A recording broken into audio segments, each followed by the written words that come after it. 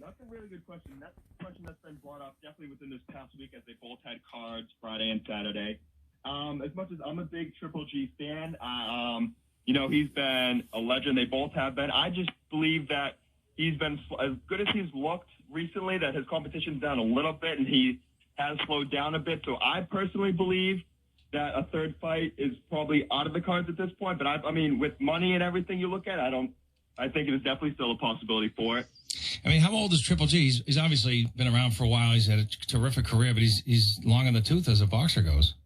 Yeah, so he's 38 now, which is clearly, as you know, I mean, he can take a punch with the best of them, but I mean, that's a long time to be in the game. And Canelo's only 30, so he clearly has his prime side with his, and now they're a couple of years removed from their first two fights. And even though I believe that Golovkin won the first fight and the second fight was so close, I just don't see what his game plan would be for the third fight. Yeah, there's no rubber match. You'd have to win the next two in order to have the best of five, and I don't see that happening. Yeah. All right. And we have a young middleweight, sort of the Tyson of middleweights. What's his name? Baerga? Yeah, Edgar Berlanga. Berlanga, 16-0, 16 knockouts, 16 first-round knockouts. That's a record, right? It's very close to the record. The record is actually 21, but that was, I know, a long time ago, so I'm not sure the level of competition was faced.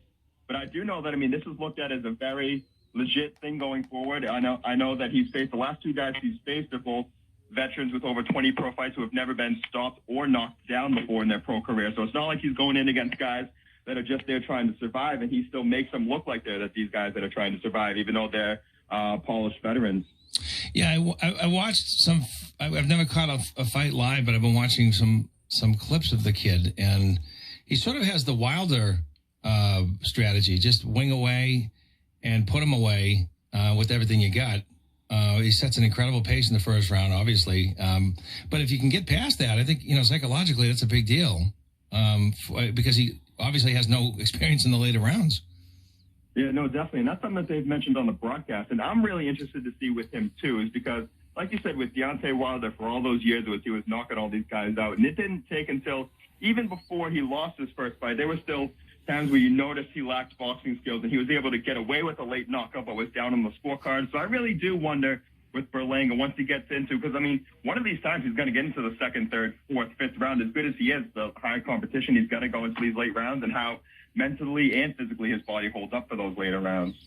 Yeah, everybody has a bad day at the office, and if he has a slow start, or somebody has good defense and escapes that overwhelming pace that he sets, he's going to be spent, and there'll be opportunity to come back on him. But anyway, his career is very promising. He's obviously going to be a big money draw if this continues. Yes, definitely, and especially in. I know that his ESPN fight for a free fight, his own bout, which was only one round, like you said, peaked over 2 million viewers. So that right there shows that he should be a pay-per-view star in the making, definitely. So heavyweight fight, is that now etched in stone? Is that going to happen, Joshua? So I believe it will. With the politics of boxing, you're never really sure. Nothing is on paper yet, but there have been virtual agreements between the two sides that they will fight. There are a few things they have to deal out still. Alexander Usyk, who was the undisputed cruiserweight champion, is going to be the mandatory challenger for one of Joshua's belts. So they're going to have to deal with that, either give him step-aside money, and they might have to do the same thing with Deontay Wilder for a third Tyson Fury fight eventually, but I believe that fight will happen in 2021. Yeah, I don't see Wilder being a factor for quite some time anymore. He's been beaten twice. Hold on one second. Yeah, I don't see that as being a great factor. Yeah, no, I don't either. I just think that on the legal side, he did have.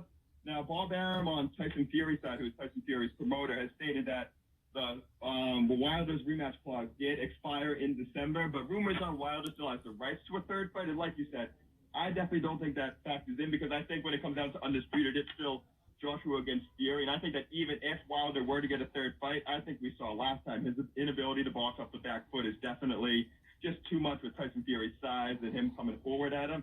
Like you said, I agree that I just think that even if that were to have to happen first, which I don't think it will at this point, it wouldn't be a factor.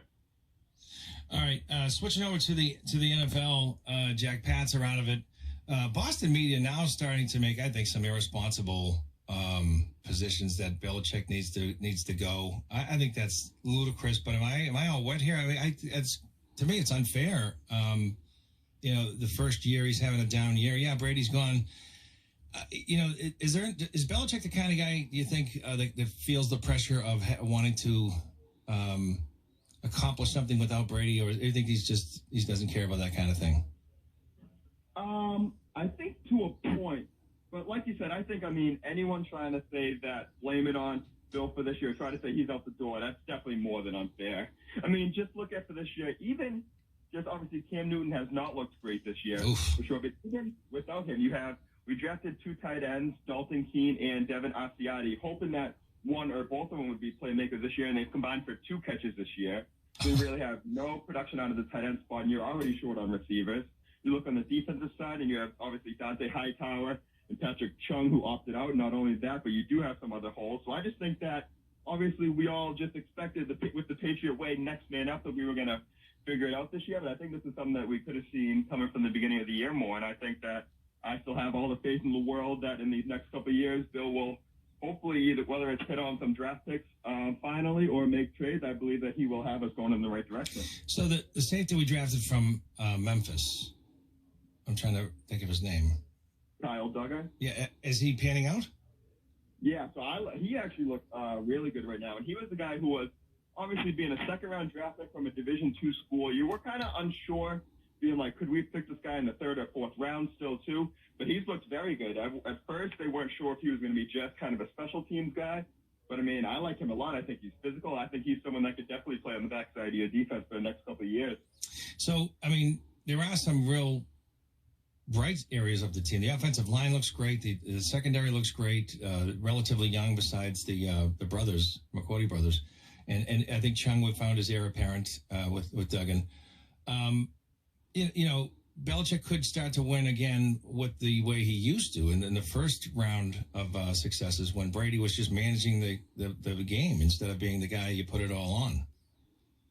Yep, exactly. And like you said, Tom Brady's don't come around very often, so it's definitely looking like that will be, even if we draft a quarterback or get a quarterback very soon, I'm sure it will be definitely more like that, and a quarterback who's more run the ball, play action, managing the game, like you said. Yeah, I don't think we need a Brady to win again. Even if you get like a Troy Aikman, somebody who just doesn't make mistakes and is efficient, that's good enough. Under if you've got a dominant defense and a good running game, that usually is enough to at least make you a contender. Yeah, no, definitely. And I believe that, they have, like you said, even though we still have some holes now, they still do have the overall recipe to be successful. And I think, like you said, you just need a quarterback that just doesn't really make mistakes. And I think one or more 2 pieces on the offense, and I think we are right back there to be in a contending team. I like Cam Newton. I don't like him as the quarterback. I think he's got the worst throwing mechanics in the NFL. He not only telegraphs, but he has to wind up. And I don't know if it's the shoulder injury, but he looks terrible.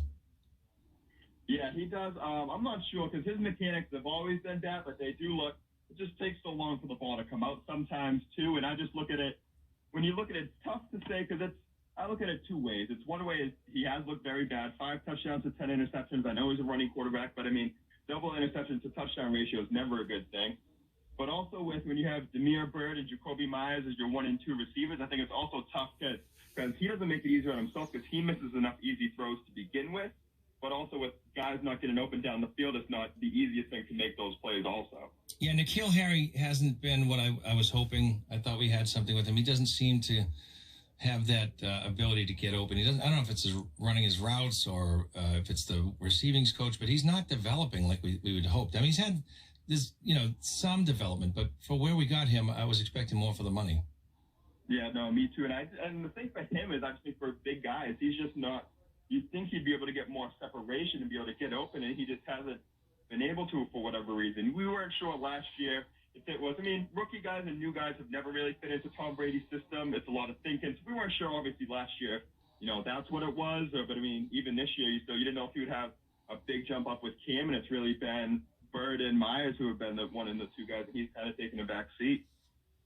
So going forward, Pittsburgh, after such a brilliant start, they're collapsing. We'll see if they can turn it around, but they've got a tough schedule coming up. They've gone from 1 seed to, you look at the next 2 games, it's not going to be easy for them. I think they have the Colts and the Browns, right? Yeah, they have the Colts tomorrow, and then they have the Browns at Cleveland the last game. And yeah, like you said, that's not going to be easy at all. And all of a sudden, they were 11-0, and now you look at the Chiefs are 13-1, and now they're tied with Buffalo, so they could go. And then even the Colts and the Titans are 10-4, so you could see the Steelers fall down to the 4th seed when it looked like they had the 1 or 2 seeds locked up originally. I mean, obviously, the Chiefs look the best. Who do you think of the playoff teams in the AFC? Who do you see as a potential to beat Kansas City? Now, there are 2 teams I have. One team I do have is the Bills. I think the Bills and I really do like Josh Allen. And like you said, going back to maybe the Patriot way eventually, is Josh Allen has looked really good. They have a really good defense. You just in 30 seconds. I'm sorry. Yeah, no problem. He just hasn't turned the ball over much, and I just believe that they are one of the teams, along with the Cleveland Browns still, I think, just with the firepower they have, when they come ready to play on any given Sunday, I think they can play with anyone. So they could also lose early, but I think they could also contend with the Chiefs on a good day as well. Yeah, if the Browns put together a defensive effort, they're going to be real tough. Well, that's the whole question. So just before you go, how do we find you online, Jack? Oh, yeah, so my WordPress site, which is currently going through some renovations right now, so it's going to be up and again soon, but everything is still there. So my user is J15Kelly on WordPress.com.